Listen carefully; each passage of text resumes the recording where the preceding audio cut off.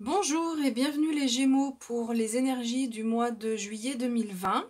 Alors, pour le mois de juillet, on va interroger le professionnel avec un tarot.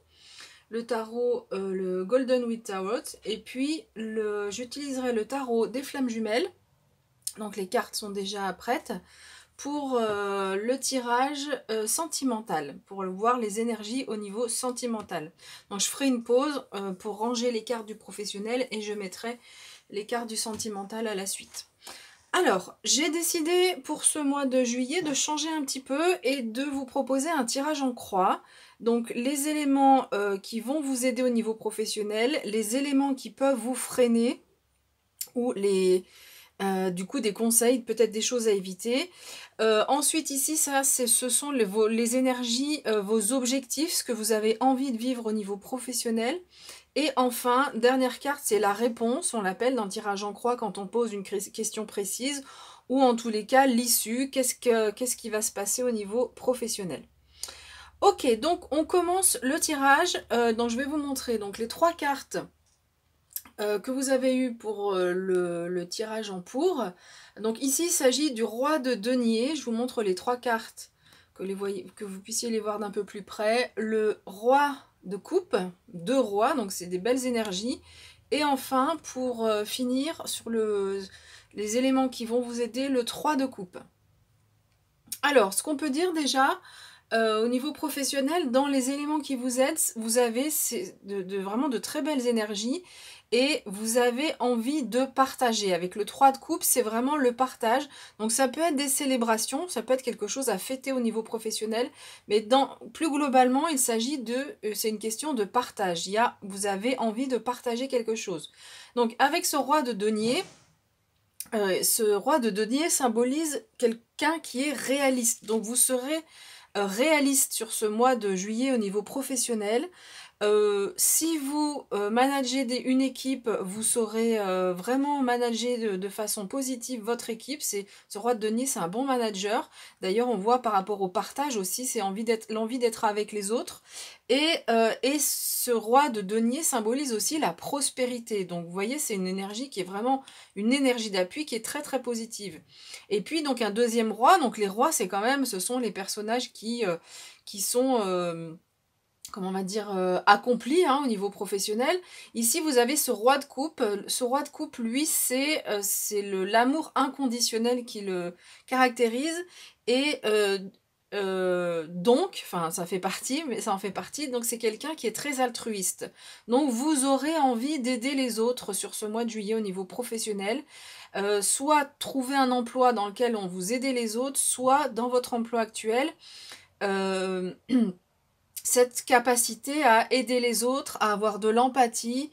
Et ce roi aussi de coupe, il a une maturité émotionnelle, donc vous saurez vraiment bien gérer vos émotions, vous saurez faire des choix sans vous embarquer dans des émotions trop difficiles.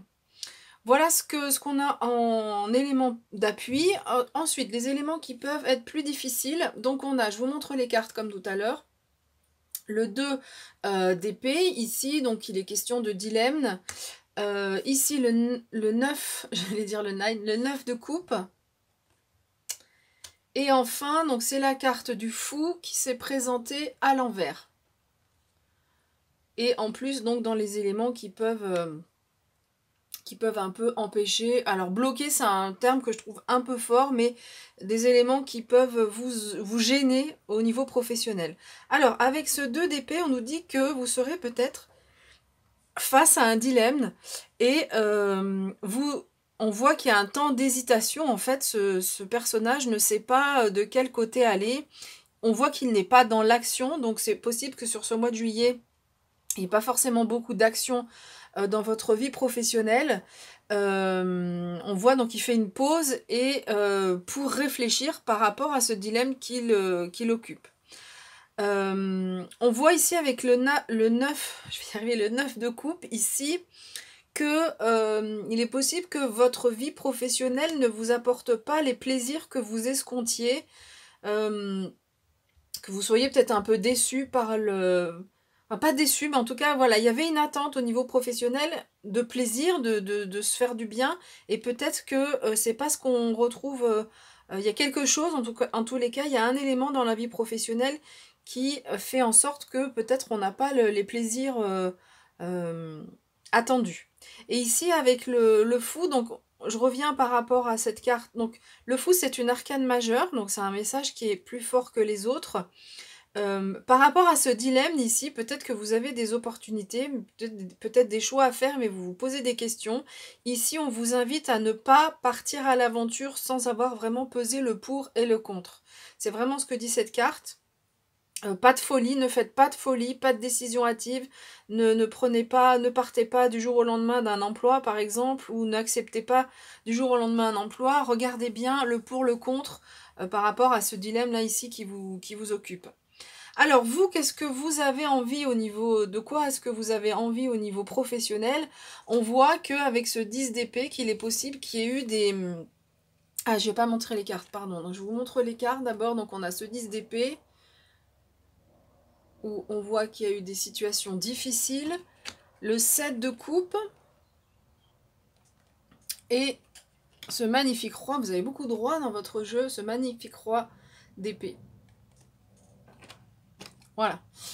Donc j'en reviens à ce 10 d'épée. On voit qu'au niveau professionnel, ça n'a pas été simple. Il y a eu des conflits, il y a eu des difficultés, il y a eu des personnes qui n'ont pas été très sympathiques avec vous. Alors cette carte, elle nous parle d'une crise. Et là, on est dans la partie de ce que vous avez envie de vivre. Vous avez envie de vous sortir de ces situations professionnelles qui vous mettent à mal, qui vous fatiguent, où il y a des personnes qui ne sont pas toujours agréables avec vous. Donc on voit que vous avez vraiment envie de sortir de cette phase. Ici, avec le 7 de coupe, il est possible que vous ayez eu, alors ça peut rejoindre cette question du dilemme, que vous ayez plusieurs propositions et avec un sentiment d'éparpillement dans le passé. Donc vous avez envie de vous recentrer, vous avez envie d'aller sur la voie qui vous plaît, vous avez plus envie de vous éparpiller comme peut-être vous avez pu le faire avant, mais vous avez envie vraiment de vous recentrer. Je sens j'ai cette image là de centrage. Vous avez besoin de vous recentrer au niveau professionnel, donc aller vers la voie qui vous plaît vraiment. Et avec ce roi d'épée, vous avez envie de prendre des décisions justement sans être dans l'émotionnel, mais avoir la tête froide, être capable de vous affirmer, de dire oui, de dire non, de vous affirmer et de trancher quand c'est nécessaire. On voit cette épée avec l'épée du roi là, et de trancher quand c'est nécessaire. Donc vous avez vraiment envie on a le sentiment que vous avez envie de passer à autre chose, donc sortir de ces crises, notamment en étant plus centré par rapport à ce que vous voulez vraiment et par rapport à et avoir cette énergie du roi d'épée pour trancher et pour vous affirmer plus dans votre vie professionnelle.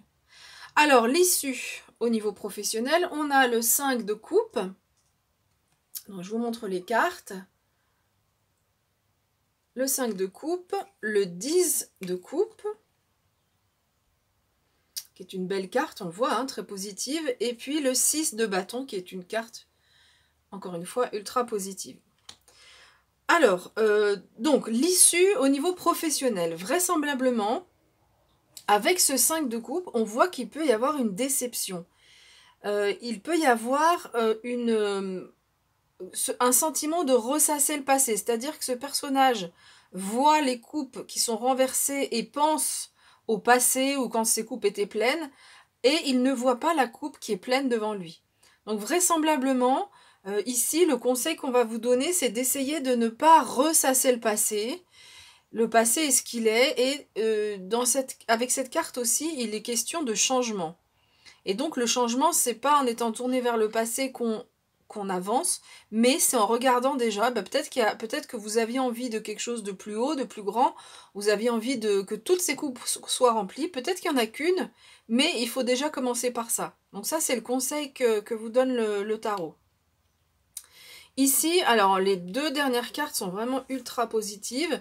Alors je précise que je mélange les cartes, donc je mélange le paquet de cartes comme ça, enfin je le mélange sur la table comme ça, hein, pour avoir endroit et envers pour les arcanes majeures. Et ensuite, je bats les cartes comme ceci. Les cartes tombent et je prends celles qui tombent. Donc, je n'ai absolument pas préparé les cartes à l'avance. Donc, l'issue au niveau professionnel, on a ce 10 de coupe qui nous parle de joie et qui nous parle aussi de relations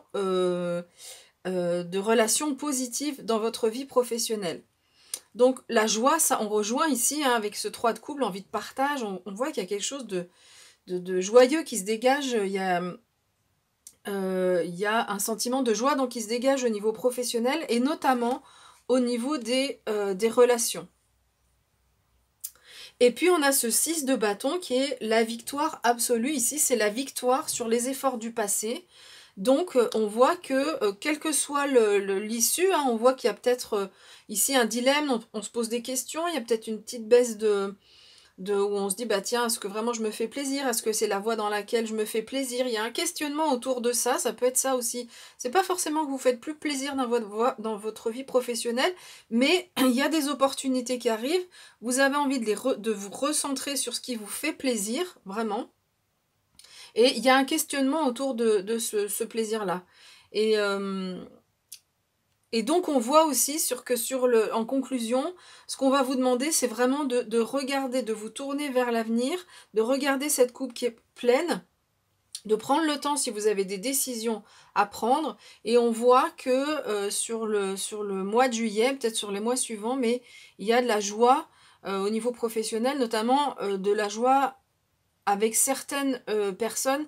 Comment dire? Il y a des relations que vous avez pu nouer au niveau professionnel avec lesquelles vous vous sentez bien. Et ici, cette magnifique carte de victoire. Donc, une issue qui est vraiment positive. Ok, bah écoutez, voilà ce que je peux vous dire au niveau pro. Je vais enlever les cartes et puis on passera à la lecture sentimentale. À tout de suite. Voilà, on se retrouve donc pour maintenant le sentimental pour ce mois de juillet. Donc je vous montre toutes les cartes et ensuite je passe à l'interprétation. Alors, sur le mois de juillet, on a, première carte, la carte de la colère. La carte de la fuite. Ensuite, la carte de la source. Donc, la source, c'est le monde spirituel, c'est le cosmos, c'est Dieu, c'est voilà, l'énergie divine. Peu importe le nom que vous lui donnez, mais voilà ce que signifie cette carte. Donc, j'essaie d'enlever le reflet, je suis désolée. Voilà. Ensuite, on a la purification. Donc, il va être question de nettoyage. On a la carte des limites. Voilà. Ensuite, la carte du bonheur. C'est une jolie carte. La carte du masque. Où il est question donc de tomber les masques. Et enfin, la carte des retrouvailles. Il y a pas mal de messages pour ce mois de juillet au niveau sentimental. Alors, ce qu'on peut dire, c'est que on va commencer une lecture pour les couples.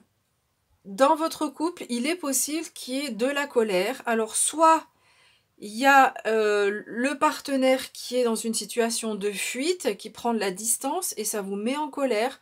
Soit vous êtes en colère par rapport au couple et vous prenez la fuite. Voilà un peu les deux interprétations. Alors ici, on nous dit que au niveau de votre relation de couple, vous êtes protégé. La source veille sur votre couple. Donc c'est pas une protection là ici juste de son ange gardien, c'est vraiment la source qui veille sur le couple. On voit ici qu'il y a une phase donc de purification qui se met en place sur cet été, en tout cas ce mois de juillet. On voit cette vague énorme là, ce gros rouleau qui avance et qui va purifier. Mais bon, donc il y a une phase de purification, mais on voit que cette phase de purification se fait quand même par un travail qui est difficile. Il va y avoir un travail à faire pour avancer au niveau sentimental. Ici, on a la carte des limites que moi, j'interprète de deux façons. Soit vous êtes au bout de vos limites, on voit cette corde ici qui est sur le point de se rompre, donc vous en êtes là, vous êtes sur le point de rompre la relation. Ça peut être ça, hein, cette interprétation. Parce qu'il y a de la colère, parce qu'il y a de la fuite, il y a quelque chose qui vous plaît pas. Donc ça, c'est un premier message qui est possible. Et puis le deuxième message, c'est le fait de poser ses limites, justement pour ne pas casser, pour ne pas arriver à une rupture. Alors, en fait, on n'a pas de carte de rupture. Donc ici, cette carte, on voit que la corde, elle tient encore.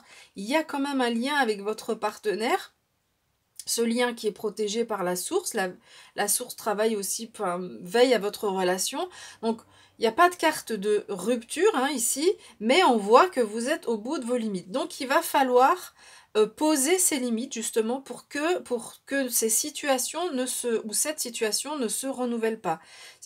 Poser ses limites, c'est-à-dire faire état de vos besoins, dire ce dont vous avez besoin, jusqu'où vous pouvez aller, dire bah écoute ça j'accepte, c'est possible, mais ça non c'est pas possible, moi je refuse de vivre telle ou telle situation.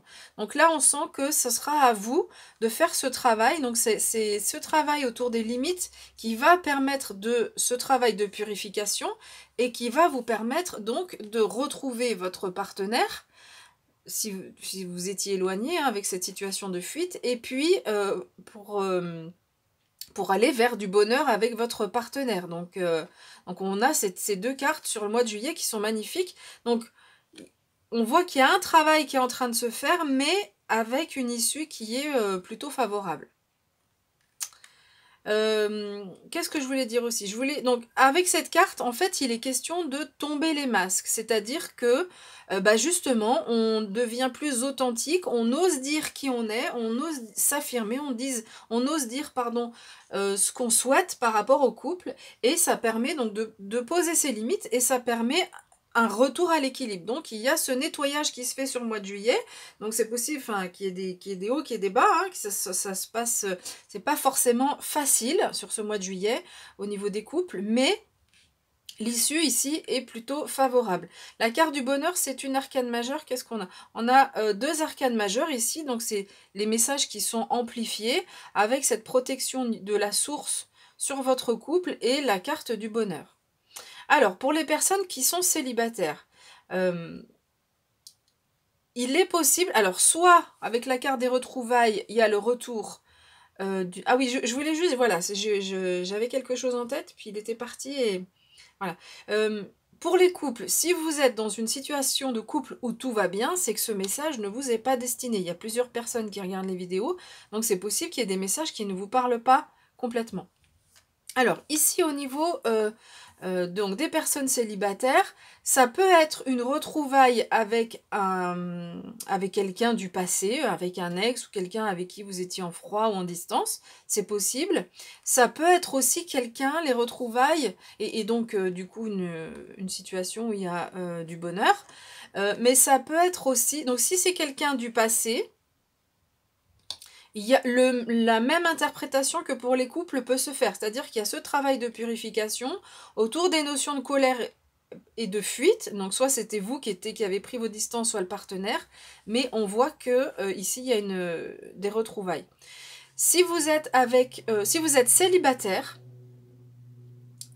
donc ça peut être quelqu'un du passé, un ex du passé d'il y a un moment déjà, soit votre dernière relation et il y avait eu une séparation, et là on voit qu'il y a des retrouvailles. Pour les personnes qui sont célibataires et pour laquelle il n'y a pas de retour d'un ex, enfin de retrouvailles avec un ex, c'est pas forcément le retour, mais de retrouvailles avec un ex. Ici, les retrouvailles peuvent parler de quelqu'un d'une vie antérieure, ou d'une âme sœur, ou d'une flamme jumelle.